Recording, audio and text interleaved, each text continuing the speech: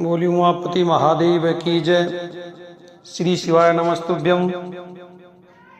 आप सभी भक्तों को शिवरात्रि की व्रत कथा सुना रहे हैं। आप सभी का हमारे YouTube चैनल भवानी शंकर शास्त्री 94 में स्वागत है। कथा के अनुसार एक नगर में अमीर साहूकार रहता था। उस साहूकार के कोई संतान नहीं थी, जिस कारण वह अत्यंत दुखी रहता था। वह साहूकार संतान प्राप्ति के लिए प्रत्येक सोमवार को और भगवान शिव की उपासना करता था और संध्या काल में मंदिर में जाकर भगवान शिव की आराधना करता था और भगवान शिव के समीप दीपक जलाता था। उसकी भक्ति को देखते हुए एक दिन माता पार्वती ने भगवान शिव से कहा कि आप अपने इस सच्चे भक्त को संतान प्राप्ति का वरदान क्यों नहीं देते।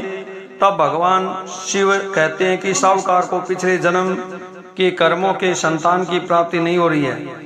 लेकिन माता पार्वती भगवान शिव से आग्रह करने लगी कि वह साहूकार को संतान प्राप्ति का वर दें। माता पार्वती के इससे आग्रह पर भगवान भोलेनाथ ने साहूकार के सपने में आकर उसे संतान प्राप्ति का वरदान दिया, लेकिन साथ यह भी कहा कि तुम्हारे पुत्र का आयु कम होगी, वह केवल 16 वर्ष तक ही जीवित रहेगा।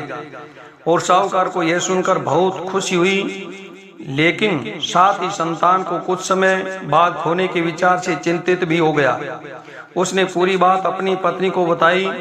कुछ समय बाद साहूकार की पत्नी गर्भवती हो गई और उसने एक सुंदर पुत्र को जन्म दिया। उन्होंने अपने पुत्र का नाम अमर रखा।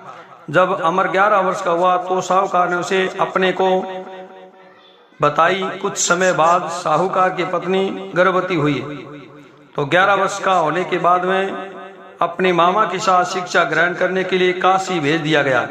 साहूकार के पुत्र को कुछ धन भी दिया गया और कहा कि रास्ते में ब्राह्मणों को भोजन अवश्य कराना। इसके बाद दोनों मामा भांजे यात्रा करते हुए विश्राम के लिए एक राज्य में रुके। जिस राज्य में वह रुके वहां पर एक राजकुमार और राजकुमारी का विवाह हो रहा था, लेकिन वह राजकुमार काना था और यह बात किसी को पता नहीं थी।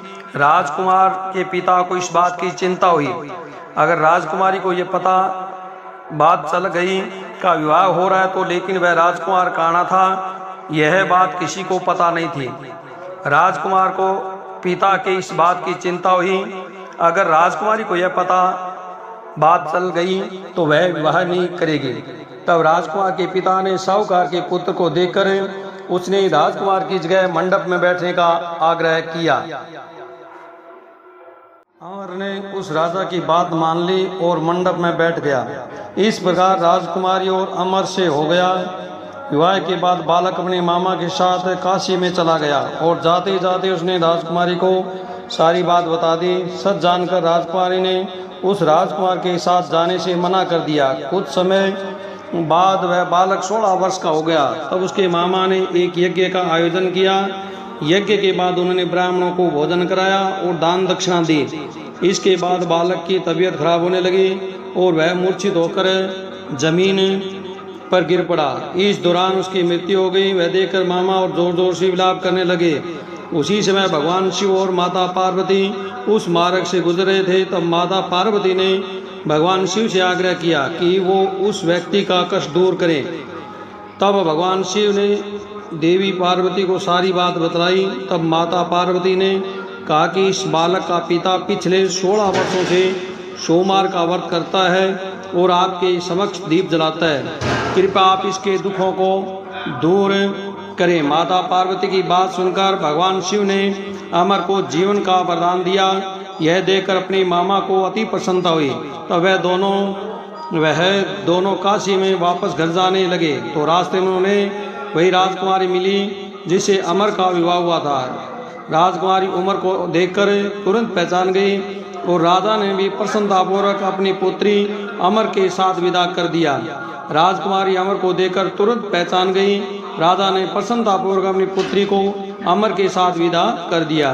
वहीं दूसरी ओर साहूकार उसकी पत्नी यह सोचकर बहुत दुखी थे कि 16 वर्ष के बाद उनके पुत्र की मृत्यु हो जाएगी। लेकिन जब उन्होंने देखा कि उसका पुत्र अपनी वधू के साथ सुरक्षित घर आ रहा है और उनकी खुशी का ठिकाना नहीं रहा। इस प्रकार भगवान शिव की निरंतर उपासना से साहूकार को न केवल पुत्र प्राप्ति हुई बल्कि उसे जीवन दान भी मिला। भगवान शंकर की कृपा से उनके सभी मनोकामना परिपूर्ण हुई और इस व्रत करने से भगवान लक्ष्मी प्रदान करते हैं, संतान की वृद्धि आयु करते हैं। बोले शंकर भगवान की।